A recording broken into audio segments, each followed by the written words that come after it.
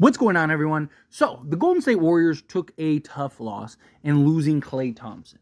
Klay Thompson ended up going to the Dallas Mavericks, and it's going to be interesting to see how that plays out. Kind of have my questions with Klay's fit, just the way that Dallas runs their offense. But if they change up and kind of switch, adding a guy like Klay, then I do think he can have a huge impact for that roster. But Dallas was the most high ISO team in the league. I mean, Luka was number 1 in isolations. Kyrie was number 4 in isolations last year. So, and Klay being this movement shooter kind of makes it difficult if he's just kind of standing around all game waiting for Luka or Kyrie to make a decision. But we'll see. Time will tell. Regardless, that was a hindrance to the Warriors, right? I mean, the dynasty is officially dead. Is the thing. And, you know, they absolutely wanted to keep Klay. I mean, Draymond talked about how he was literally in tears because, you know, Klay Thompson decided to go elsewhere. But it wasn't working. And although Klay had that potential on any night, at any moment, to just go off, he wasn't the same player that he once was. And it was very apparent. Right? He's still, I mean, look, for a guy that is getting criticized to the level that he is, and people talking about how he's washed and all this stuff, he still averaged 18 points on, 39% shooting on 9 attempts per game. Right? Like, that's very, like, if that's washed, I don't know what people think 99% of the league is. Right? That guy is still very capable. But the Warriors, I believe, are still in a very good position. Right? Now, they are already starting to make some moves. They're already starting to add some people. You saw Kyle Anderson. There's talks about them going and getting a Buddy Hield, right? So they're trying to kind of get as many significant upgrades as possible and kind of help replace the loss of Klay Thompson, which again is significant, and also just the chemistry, the experience. Like, there's a lot that Klay adds that you don't really get from many guys because Klay has just been there and done that so many times. But you still have Steph Curry, you still have Draymond Green, you still have a nice young cast, nice young core, and we'll see what the Warriors do as far as the trade front goes. But look, at the end of the day, Steph needs a second guy. Unless Kuminga becomes more consistent and really just skyrockets as far as production goes, they got to find somebody to help Steph Curry. Steph is asked to do so much already, but he doesn't have that co-star, right? Klay could be that at times. Andrew Wiggins, during that 2022 run, like, he looked like he was that guy, and then it all just kind of fell apart. And so now it's kind of like, okay, what do you do? And they're right now currently linked to Lauri Markkanen. Right now it seems, based on reports, that it's kind of a race between the Warriors and the Spurs, that one of those two teams are likely to get Lauri Markkanen. Now, I think Lauri Markkanen would be great for the Warriors. But is he the answer is the problem? Like, is he the guy that you add and now the Warriors, like, we're back in contention, baby? The Warriors would be better, and at this stage, Lauri Markkanen's better than what Klay Thompson provides, and Lauri Markkanen being a 7-footer where you can slot him basically 3, 4, or 5, I think would add a lot of value and be really nice for the Golden State Warriors and put them better position. There's no doubt that Lauri Markkanen would make the Warriors better, but one, what do you have to give up player-wise? Are you giving up, like a Jonathan Kuminga? Because if you're giving up a Kuminga, that kind of hurts, right? Like, if you're giving up Kuminga, it's like you're not only did you lose Klay, but you also lost Kuminga, his size, his defense, his versatility, his, on any night could go drop 20.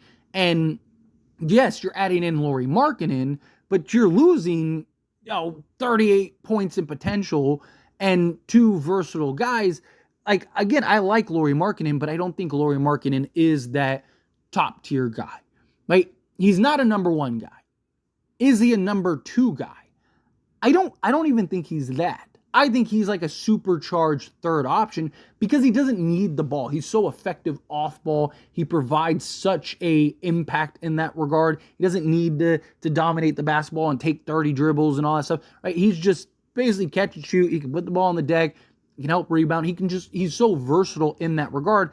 I think that adding Lauri Markkanen definitely, again, makes the Warriors a lot better, but I don't think all of a sudden the Warriors you look at and you go, oh, wow, now they're a real threat to win. I mean, Steph is still Steph and is absolutely spectacular and magical. They do, again, have a really nice young core, but how much of that young core are you losing in the process of trying to go get Lauri Markkanen?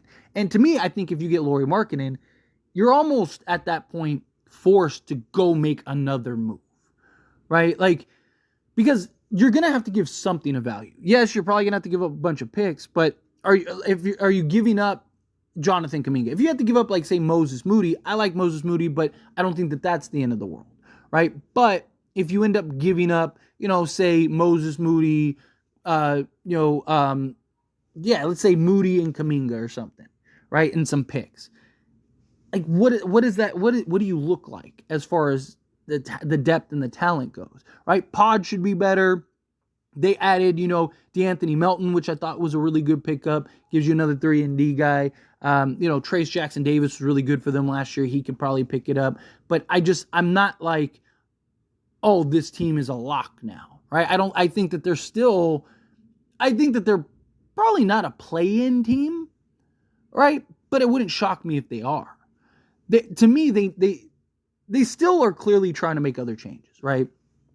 I think you look at the collection of things, depending on how this shapes up, right? Like, let's say you do lose Kuminga and you do lose Moody, but if you are able to go get Buddy Hield, right? And if you can go, and like I said, go get one more piece.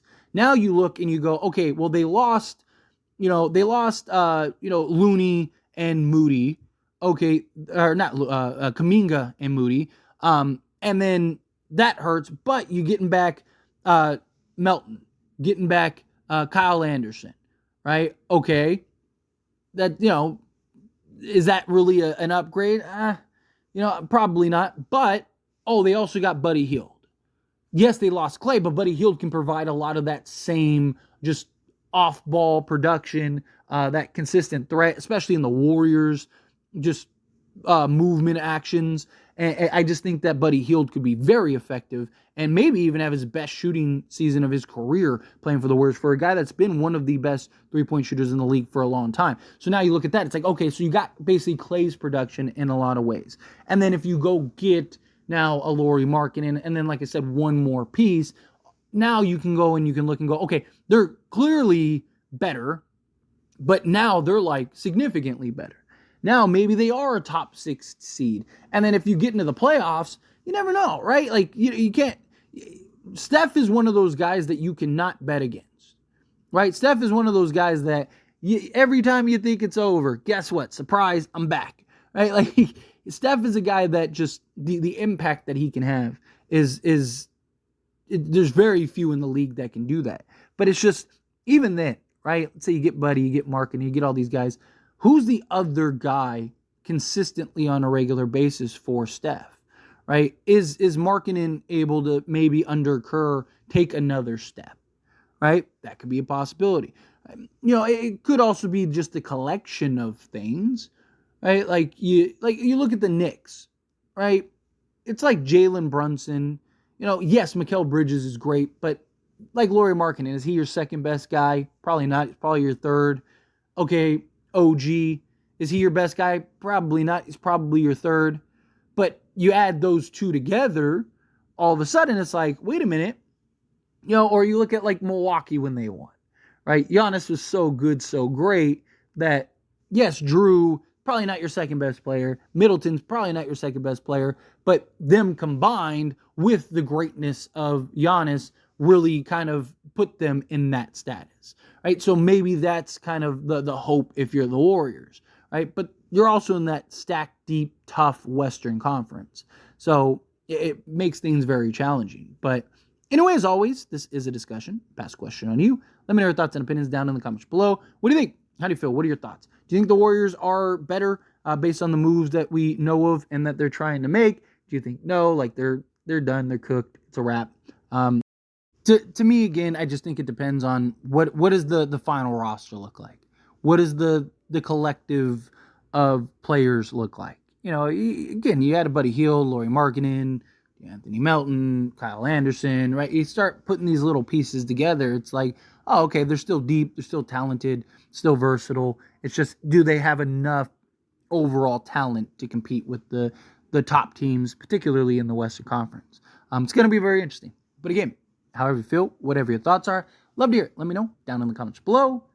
That being said, if you haven't liked this video, hit that like button. Helps me a lot. So we enjoy these types of videos, and I truly appreciate it. Not subscribe to the channel, hit that subscribe button. Turn on the bell notifications. Appreciate y'all. See you in the next one. Thank you.